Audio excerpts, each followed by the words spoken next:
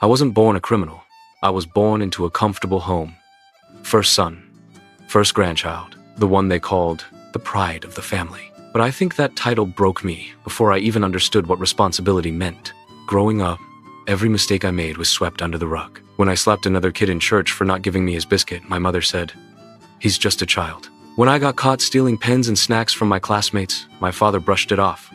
"Boys will be boys," he'd say. At 15, I stole 10-0 from our neighbor's shop. When she came crying to our gate, my mum shouted her down. "My son can never do such. How dare you?" I stood behind the curtains, hiding the cash in my socks and smirking, because I knew no matter what I did, I'd be covered. By 17, stealing became a skill, a thrill. Market women feared me. My classmates avoided me. Even some teachers preferred to ignore me than confront me. One day, I snuck into the house of an old widow in our compound. She lived alone, barely surviving off her petty trade. I stole her entire savings wrapped in an old scarf under her mattress. Just 6-0. But it was all she had. The next morning, she sat outside our house, weeping.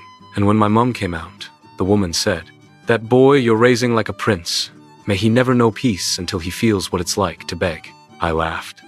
But that day, something inside me shifted. The stealing didn't stop. It just got bigger. Phones, jewelry, bank cards. I even started hanging with some older boys from another area. Real street boys. One day, I got caught trying to snatch a man's bag at the park. That man beat me bloody. My father came to defend me and he got worse. They said he almost lost an eye. Still, my parents didn't stop covering for me. But they had created a monster they could no longer control.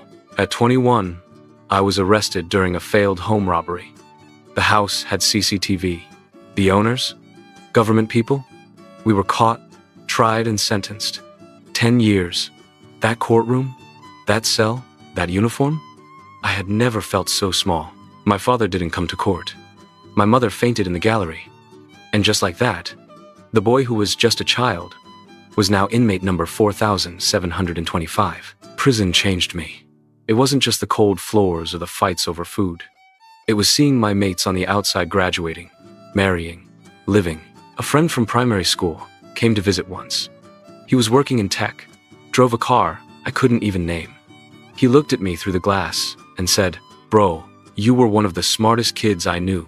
What happened?" I had no answer. I read books. I wrote letters I never sent. I found God again. And most importantly, I started thinking for myself.